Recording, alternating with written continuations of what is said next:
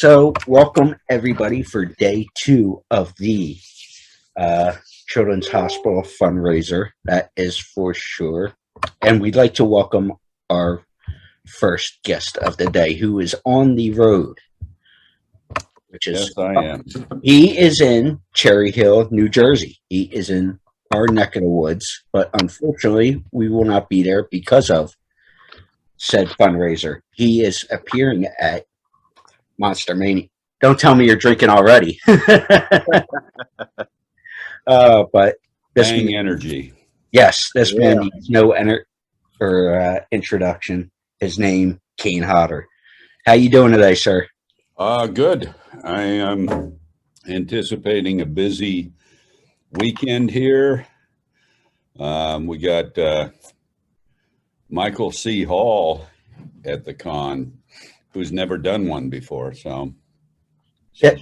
Well, you usually have a busy con period anyway. Well, yes. So, have you ever met Michael? No, I haven't. So this should be a good one for you to be able to say hello because I know you like to smooze and all that fun stuff. Oh, yeah, sure.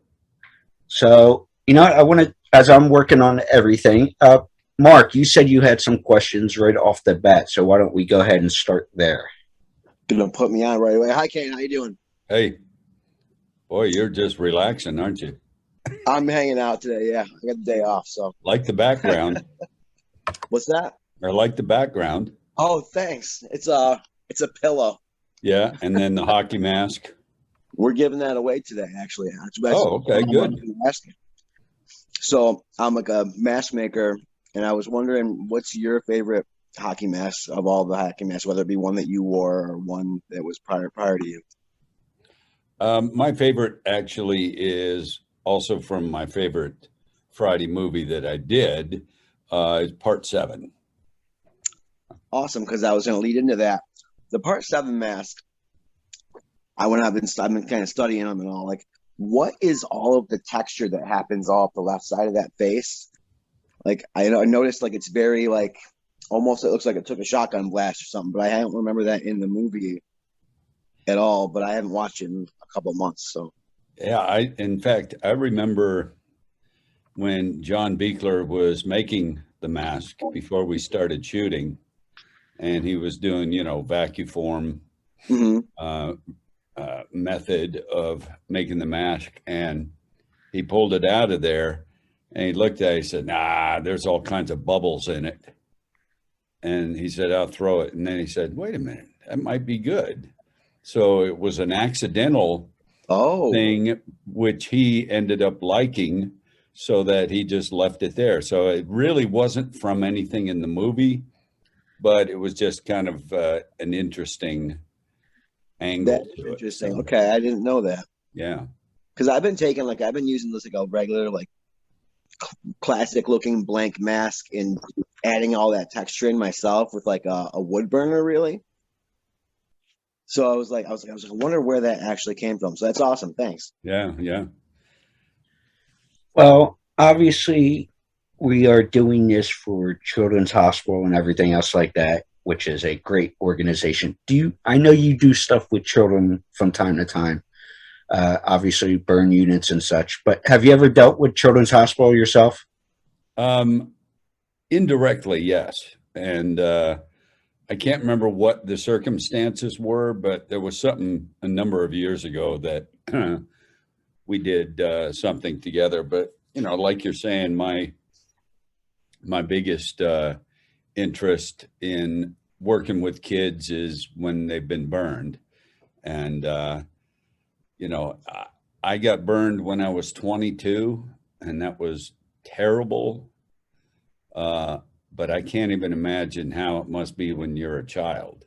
So I do whatever I can for anyone that's been burned. And I'm talking about serious burns, because I've had people try to, commiserate with me, say, "Yeah, I got burned all here," and they'd have no scars. And I'm like, well, not quite the same.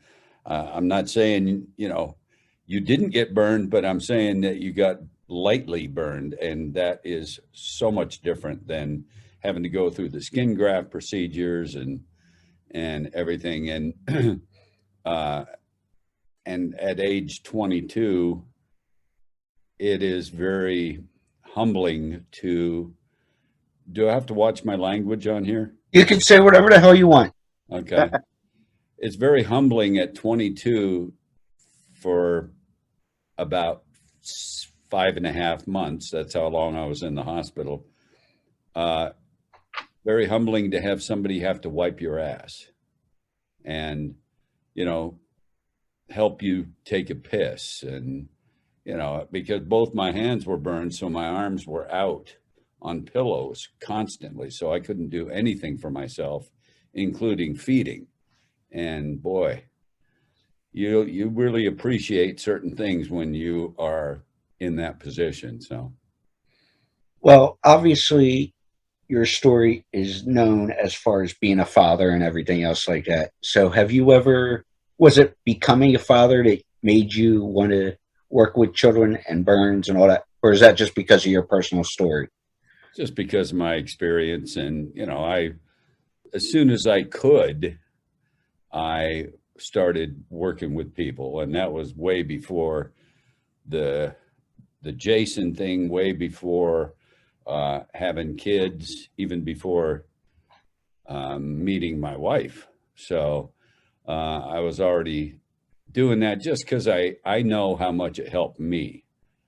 When you could have someone come in and visit you who's been through what you're currently going through, it's invaluable, I think. And regardless of the circumstances, anything with the Children's Hospital, when, anyone that is currently going through something traumatic, if you can sit and talk to somebody that's been there, it can help so much. So I know how much it helped me, so I'm happy to help whenever I can.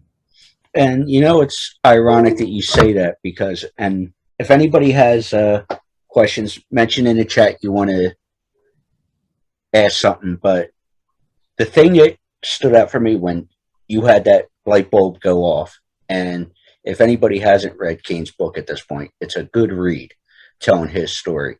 But there was a moment when you were transferred, I believe it was out to San Francisco during your recovery, and you saw a man out talking to the nursing and doctor staff, and they were laughing and joking, and then you realized, hey, wait, he's been through the same experience I have. And that when that light bulb went off for you to say, hey, I can still live. That definitely was the turning point. And it's, when you're laying in the bed, like you're saying, and I saw somebody joking around with the nurses and enjoying life. And then I was like, fuck you. You don't know. You're all happy out there, and I'm in here suffering. And then I realized that he was a former patient of that burn unit. And yeah, like you said, light bulb went off, everything turned around. I was like, well, maybe I can get through this, because man, it is a tough, painful thing to go through. And then, like you've heard me say, not only is it hard to survive it, but then you get to live with the constant reminder of it with the scars. And you got people asking about the scars, and, kids especially, because, they don't necessarily know that something's inappropriate and what happened to you, so you never forget what's happened because of that visual reminder. But Denise, you had a question there? Well, statement and question maybe. Go for Hi, it. Kane. Nice to meet you. hey, how are you? Big fan. Thank you. I see. My Look at all son that has stuff on your wall. Wow. Yeah, I even have a machete. A little one, not a big one. No, but I bet you I could kill somebody with that, even though it's Oh yeah, fake. it's pretty sharp. Don't tempt me. So my son's been in and out of, I'm in Canada, and he's been at sick kids in and out. It wasn't for burns, but it was for open heart surgeries. He's had 3 before the age of 4. and now he's got like he's 22 now. He's got a big scar and everything else. But he's pulled through. But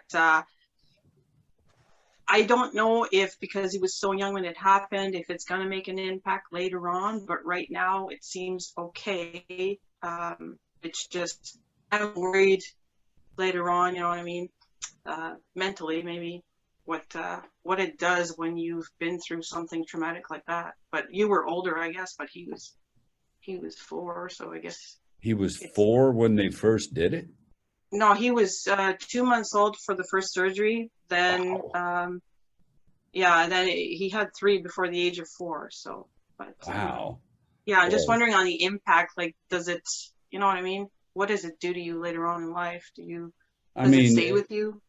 yes, it does, but you deal with it, hopefully. And most people do, and I'm sure he will. The thing that I think will help him is that he doesn't know any life without that scar. True. You know what And I he was mean? young, so Right. So maybe, I don't know, I'm just speculating. Maybe it'll be a little bit easier to deal with because he can't look back and say, boy, what did I used to look like, like I can. true. And maybe, I don't know. I guess it's hard to say because I'm, not in that situation, but maybe it'll be a little easier to deal with. Plus, people will only see the scar when he has his shirt off. Yeah, So, true. It's relationships. hard on the parents, I can tell you that. Oh, I'm sure. God, I can't I even mean, imagine. anxiety still to this day, just, you're always worried, right? Of course, yeah. And I also had a quick question about Friday the 13th. okay. I was just wondering what it feels like when you put that mask on. Like, because when I just, I'm not an actor, whatever, but when I put one of the masks on, it's like I turn into somebody different. Like I'm Jason, I'm tough. Yeah, yeah. Well, so if you can imagine being in my position where I was a working stuntman already for 11 years at that time, and just happy to be working and making a living in something that I love doing. So I already had a career, and I wasn't, you've heard me say it probably also that people don't go into the stunt business to try and be famous like they do with, acting. A lot of people go into acting because they want to be famous or whatever. Stunts is behind the scenes, and you're happy with that. You're not looking for anything else. So, and then you have to remember, I've been a horror fan all my life, really. As far as I can remember, I loved horror movies. And then I loved watching the Friday the 13th movies. The first 6 movies I was a fan of. Now, just imagine being a huge fan of something, of a character even, and then suddenly you're in the position of possibly playing that character. It was surreal, really. And I loved the character of Jason, and now I'm going to be the guy playing it in the movie? That is insane. So when it's kind of like you, when I first put that hockey mask on for the first, tests and everything when we were doing the makeup and before we started shooting, and you guys can all get ready to roll your eyes, but it felt natural. When I put it on, it felt like it belonged there. And if I heard somebody say that, I'd probably go, oh, God, please. But I can truthfully say it felt right, and it felt natural, and it felt perfect. And like you, Denise, once I put it on, I did change. I used to, even on the set, even in, maybe another eye rolling thing, I would stay in character a lot. Not that I'm killing people on the set, but if I had the hockey mask on, if I could do anything about it, I would never speak to the director or anybody else when I had the hockey mask on. Part 7, it was easy to take on and off. So if I needed to talk to somebody on the crew or an actor, well, not really an actor because I always avoided them, but I would take it off to be able to speak, even though I had the makeup on 3.5 hours every day. That's how glamorous this job can be. You got to start shooting at, 7 a.m. I'm in the makeup chair at 3:30, just sitting there having stuff glued on every day before shooting started. And it took an hour to take it off at night. So, or, at the end of the shooting day. So, but it just, the whole process and everything just felt right. And I guess based on the performance in that movie, then I continued, which nobody else had done before or since. So I felt very fortunate every time they would say, we're doing another one. We'd like you to play the part. I was like, man, that's the best that it can get. And, but I always felt that I belonged under that mask. That's awesome. That sounds so stupid, but it's true. Right on. Thank you, Denise. And I know when I was talking with Denise, she mentioned about her son, but I appreciate you sharing your personal story publicly like that. Well, No problem. I want You to can say, call me horror chick.1. I can relate slightly to your son, Denise, because I guess it doesn't matter. I wasn't talking about it much, but in November I had a heart attack. Oh gosh. Yeah, I did. And my dad had 3 heart attacks and died on the 3rd one. So the genetic factor is huge. And for that type of situation, and they had to do a little repairing on my heart also. So things are pretty good now, and nothing like what your son's been through, but I kind of relate to it. Well, with that being said, Kane, how are you doing? And what kind of changes have you made, if any, for health reasons because of, like you said, genetic predisposition or whatever you want to call it? Right, because I have always exercised. Yeah. Constantly my whole life. And my wife and I have a very good diet. So those are the 2 factors that, ignoring those can lead to heart disease. So I thought, when I'm in the ambulance going to the hospital and the paramedics are saying, well, you're having a heart attack, I was like, nah, it's something else. I'm telling you, it's not a heart attack. I do everything I can to avoid that. And sure enough, it was. But the changes are just, on medications now, of course. And I have to do more cardio. Never liked doing cardio. I always liked doing the weights. But now, of course, that's more of what I need to do. So that's the only real change, because they put in a couple stents in my heart, but they access it through your wrist these days. It's amazing, isn't it? It used to be through the groin, and that was pretty non-invasive, but now the wrist, it was like nothing. There was no recovery from the surgery at all, other than taking it easy so that the stents would settle in your heart and work properly. So, well, glad you're doing well with that. Mike, you had a question? Yeah, I have a quick question. You were mentioning earlier about some of your favorite Friday the 13th films that you have done, but out of all the films, what is your personal favorite?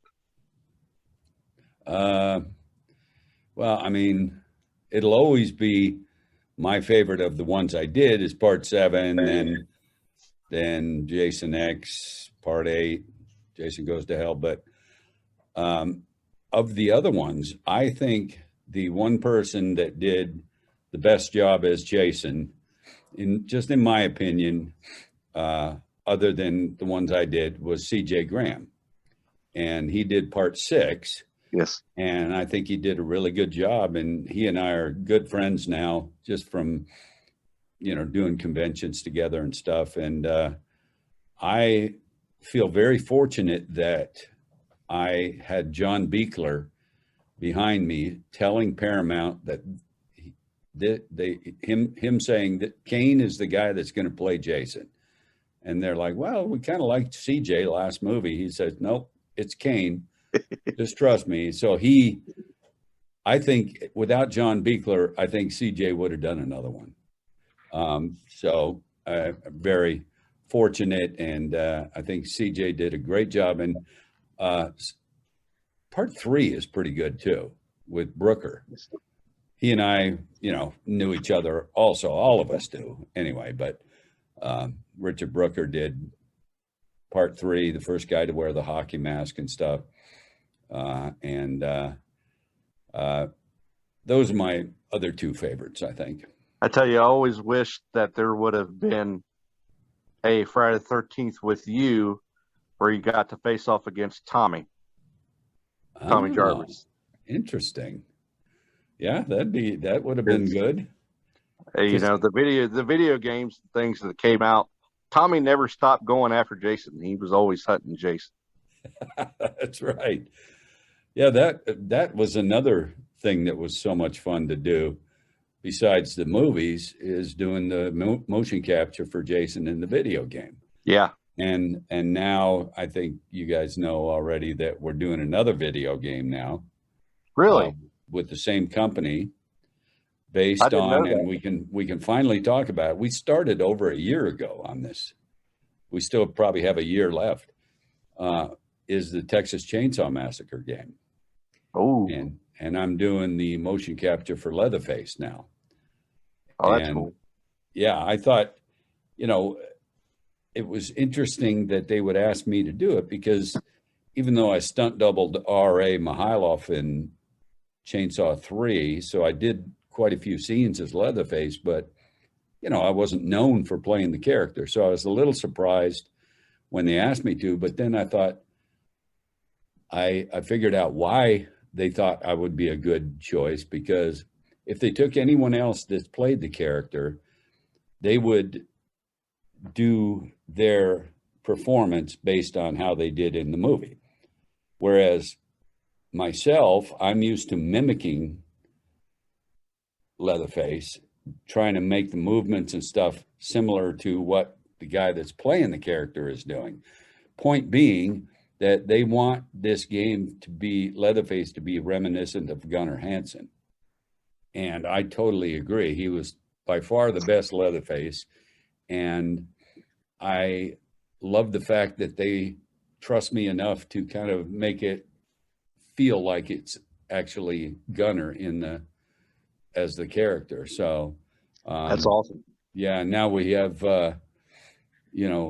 3 other actors in the Friday game. It was just myself playing Jason and 1 stunt guy and 1 stunt girl doing all the deaths.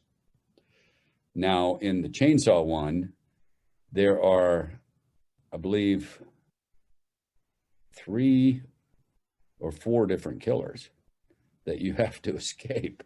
And it's going to be such an amazing game. Just from what I'm hearing about what they're planning and stuff, it's going to be cool. When we have other horror actors, instead of just stunt people, other horror actors are doing motion capture for the other characters. They just announced it on, I saw it on the Google alert yesterday, so I guess I can talk about it now. Sean Whalen, Christina Klebe, and Scout Taylor Compton have all been doing motion capture with us for the game. Nice. Well, speaking of RA, and I want to go to the video game in a second, but you mentioned RA. And wait, before you go on, yes, I'm going to tell you a big secret what RA stands for, because nobody knows what I think Mark is already anticipating my answer. So R.A. Mihailov, R.A. stands for reach around. That's what I always say. I think, Mark, you heard me say that somewhere, didn't you? Oh, Jesus Christ. That's Anyway, great. go ahead. Sorry. No, it's all good, and appreciate that. But it was funny when was taping an interview with RA, and I love telling this story because RA was talking about when you got hurt on Hatchet 2, and what was it, your bicep or something? You had, Oh, yeah. so RA's like, I don't know if he repaired it and whatnot, and we were bantering back and forth over it. It's like, I'll just find out. So I text Kane and go, hey, we're talking about such and whatever. And Kane sends a picture, and he goes with his arm up with a big old bloody bruise and stuff. Well, what in the hell do you think I did here? Answered the question. Right on. Roger that, sir. Yeah. So, you know. Just looking for that picture again. It's on my phone still. I can't find it.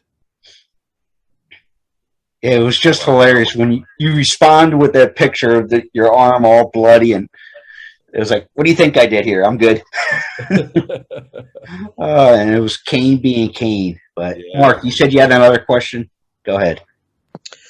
Yeah, kind of going back to the CJ thing. I was wondering, did you see him play Elias Voorhees in the fan film? And if you've seen any other fan films that have been happening since the lawsuit has basically put the stop on Friday the 13th for a while now? I did not see the whole film. And, you know, I was asked to be in it, but I couldn't really do it because of SAG rules and stuff, Screen Actors Guild. Gotcha. But it has pretty good cast in it. I'm surprised between CJ, Lar, Corey Feldman too. No, there's been a lot of fan films that have happened since the lawsuit happened. So, right. Like I know Lar did one. It was like a continuation of your part 7. Right. It was called Roseblood, and then with there was Kevin Jason Blair. Rising and Never Hike Alone, which I really really like. Oh yeah. I just can't do that kind of film myself, but I'm impressed when people get them made, though. Yeah, because certainly I know Petey, as you like to call him, always was bugging the hell out of you to do it, but obviously SAG is SAG. Yeah. I mean, you can do, as a SAG member, you can do non-SAG films if you choose to, but then you lose some of your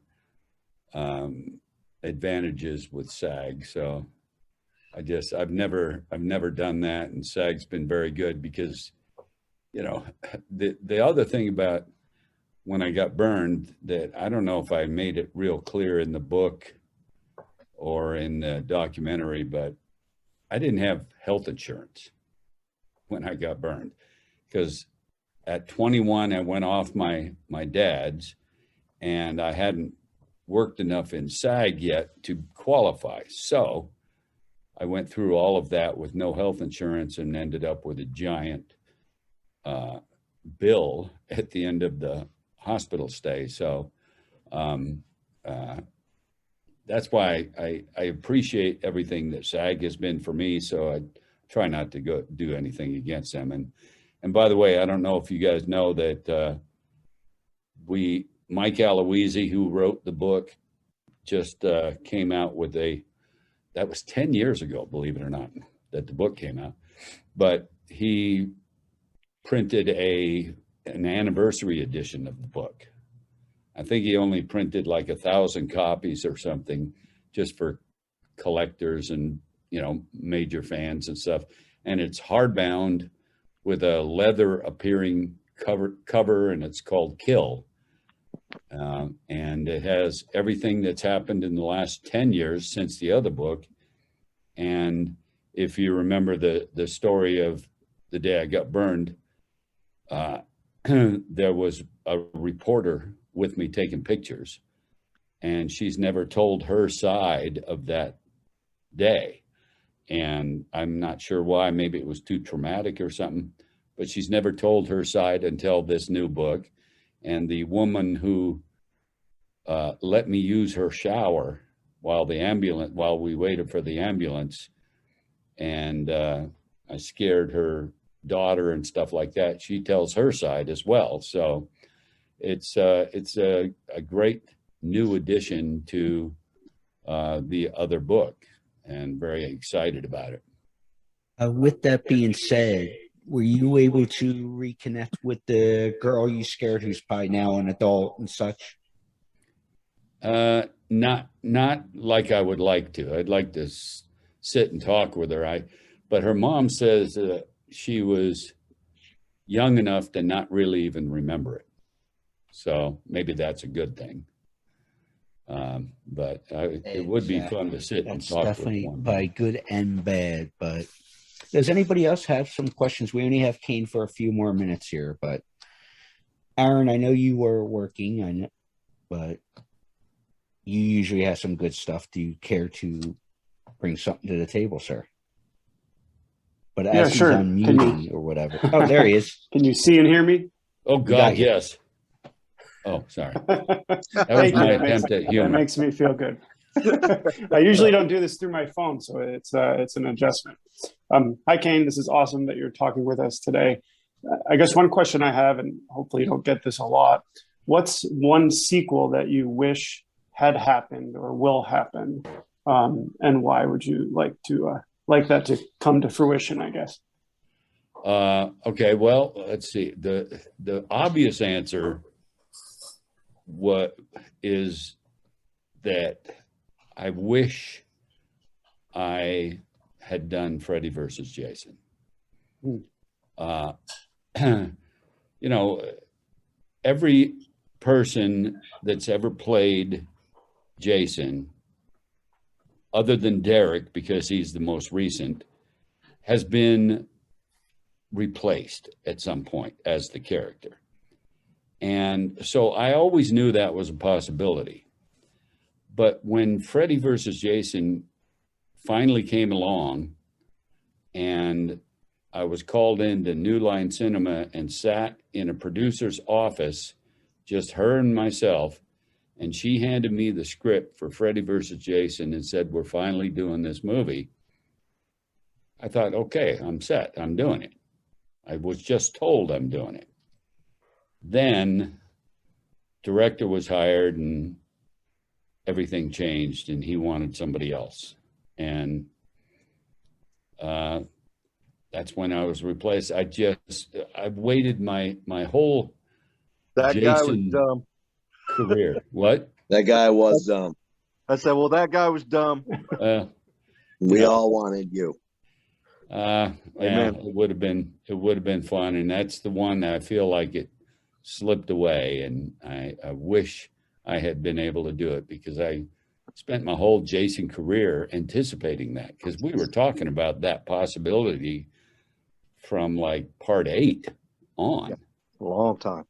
And so that's by far the most disappointing one that I wish I had been able to do. Awesome. Well, thank you for that.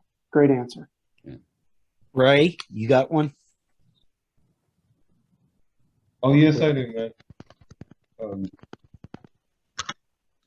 There we go. Nice to meet you, Kane Hodder. Hey, Ray. My name is Ray from New Mexico, and I've been a Friday the 13th fan since I was young, but I want to ask you a question, like maybe one actually. What made you want to do the video game when it came to that point, like this video game? Oh, yeah. I mean,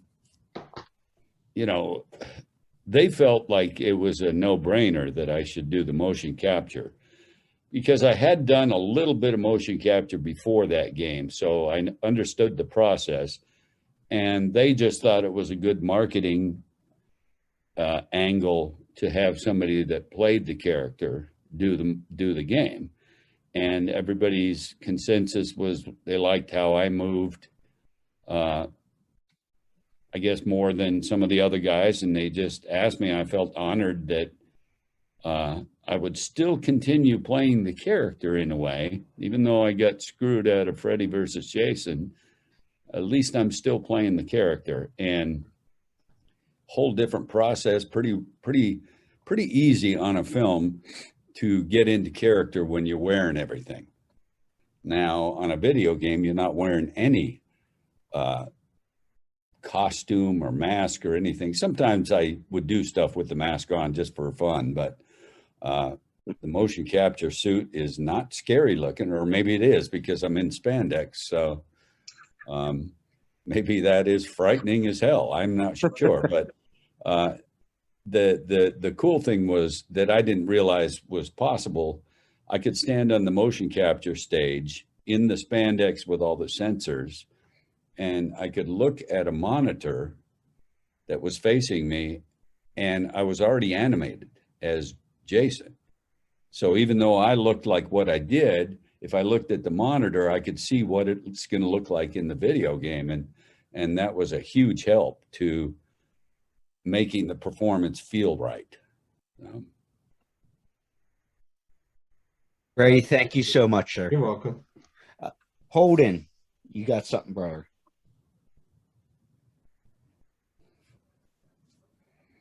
Hold it. There he is. He's coming. Hi. Hello. I'm a big fan. Hey.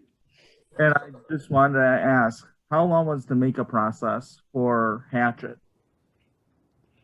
That was about the same as part 7, about 3.5 hours, because it's a full, almost a full bodysuit, whole upper body anyway. And that's all glued around where the seams are and stuff. And then of course, gluing all the face and, you know, dentures and lenses, just like part 7. Very, very similar. What? It was pretty uncomfortable. It was. So that by the time I was ready to kill somebody on set, then I was ready, because I would get cranky and avoid everybody. And just to entertain myself, in the Hatchet movies and in the Friday movies, if, you know, it gets very tedious and you get so uncomfortable after a few hours of shooting that I would entertain myself by messing with the actors, where I'd go off by myself off to the side of the set, and I would make it appear that I didn't know somebody was watching. Even though I knew they were watching me, I would pretend to think that I was alone, and I'd do something weird like smash my head against a tree or screaming or something like that, just to mess with the actors to help their performance, because they're like, oh, he's going to kill me next scene, and he's actually psycho. So how's that going to go? So it was fun for me, and after the fact, they would say it really helped their performance too. So double win. That's cool. Thank you. Thanks. Hey, Ben, what do you got, buddy? Yeah. Hi, Kane. Hey. Well, obviously you've been in Friday the 13th, Hatchet, franchises like those. Is there a franchise that you haven't been in yet that you would like to? Oh, yeah. There's one character that I've always wanted to play, just because I've always loved those movies too. I'm sure you already know what I'm going to say, but Michael Myers. That would have been. Didn't you play him in Adam Green's Halloween short? Yeah, technically I did. I don't know if you guys ever saw that, but Mark mentioned it's, you know, there's a scene in, I guess, the first Halloween where Dr. Loomis says, well, how did he get from here to here so quickly? What did he drive? And then, so that's why Adam Green came up with the short of me as Michael being taught how to drive by Joel David Moore as the driving instructor. It's pretty funny. It's really funny. Hey, what is that? You got a Devil's Rejects thing behind you there? Uh, No, the other way. oh yeah. I can't remember his name. I met him at Comic Con. Oh yeah, it was fun because you guys know I did that movie, right? I was a stunt coordinator. Yeah. And that was a lot of fun because I've always been a big fan of Rob Zombie, and I felt really excited to do a film with him. So Yeah, he's a really nice guy actually to talk to. So, you say you've been wearing spandex, maybe a Spider-Man. what? What? Said you've been wearing spandex, maybe a Spider-Man film's your next one. Interesting idea. As long as I get to kill people, I guess that'll be all right. Hey, Mike, you had a quick question? No, he was shushing someone. That's what. Yeah, I was. Out of all the people that you've had the pleasure of working with, who is your favorite? Wow. So not just in a Friday movie or a Hatchet movie, just in general? In general. You know, one of my favorites was Charlize Theron. I did Monster with her, and I was a stunt coordinator, and I played the cop that arrested her at the end of the movie. You know, she won an Oscar for that role. So it was on the set, people were already talking about that. And this was a small movie, you know, where the performance really has to be outstanding to get people to notice.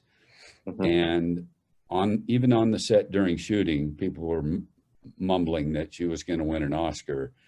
And I was even thinking, wow, I mean, performance is worthy, but nobody's really going to see this movie because it's not a big movie. And sure enough, so just watching somebody like her perform and prepare and stuff, it was huge in me developing whatever talent I might have with dialogue, because I've never been trained as an actor. And to have the opportunity to play roles that, you know, I could play killers all day long. That's easy. But it's nice when a film will offer you a role that is completely different than other things you've done. And like, there was a movie that just came out called 13 Fanboy, and it's doing very well on Amazon, I hear. And it's I play myself in it and being stalked by a Jason fan. And there's a real emotional scene when I'm, I guess it's a dying scene, you would say, in the movie, and I'm very emotional. And it was just, you know, any actor loves to do something different, and that's what's happening now, and it's just amazing. Great. Thank you. And before we let Kane go, I got to say, well, first of all, thank you for taking the time. But also, I want to mention, because I almost forgot, last night we watched Death House with Harrison Smith, and he told me to say something along the lines of "Howdy, partner," and he said you would know what that meant. Yeah, it's a kind of an inside joke. Yeah, but I'll leave it at that. Yeah, he said, since I mentioned we were going to be talking to you first thing today, that he said pass that along and you would know exactly what he was talking about. Of course. He was a lot of fun to work with. He gave me broad range in how I developed the character, and that's always nice. I mean, I know directors, particularly when directors write what they're directing, they have certain ideas in mind, but he is confident enough in his own ability to let some of us have kind of free reign with the character. And, you know, if something really doesn't work, then he'll mention it. But other than that, he lets you kind of go with what you think the character should be. So it's really nice to work with people like that. Well, last question, and have a killer show at a Monster Mania, but with you not being a classically trained actor, with what you said there, are you one normally to present ideas to directors if you're going to be acting? So say it again. Sorry. Would you be presenting ideas to directors or writers or whatever? Hey, I'd like to do things this way or that way with a particular character. Oh, for sure. And again, if it's an inexperienced director, sometimes they don't care for that because they have certain ideas, like I said before. But yeah, I love working with a director that will collaborate with you on character ideas and stuff. And it just makes it that much better. I don't mind being told by a director that I don't think that would really work because of so-and-so. And then that's fine. But just to be able to collaborate and discuss things is really ideal for somebody that like me. I don't know. Maybe it's because I'm, again, not trained as an actor at all. So I think if I have any talent with dialogue, it's because of watching other quality performers throughout my career. So, well, Kane, thank you so much for joining us to start off day 2 for Children's Hospital of Los Angeles. Have a great show at Monster Mania. If you're in the Cherry Hill area and listening to this, please go up, say hello to him, Michael C. Hall, just a cast and crew for the big March show this weekend. yes, please, if you're in the area, show up, say hello, because if you don't, I'll kill you.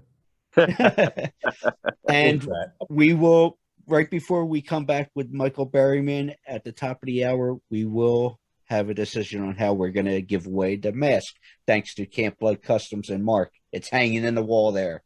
There it goes. And that's a Jason Goes to Hell mask, correct, sir? Yes, Yes, it sir. Yes, Great. it is, because of the broken piece on the right eye. Yeah. Right on. Kane, have a great show today. Thank you. Thank you, guys. I appreciate you having me on, and good luck with the rest of the event. Thank you, sir. Nice to meet you, See ya. Kate. Bye. Okay. Bye.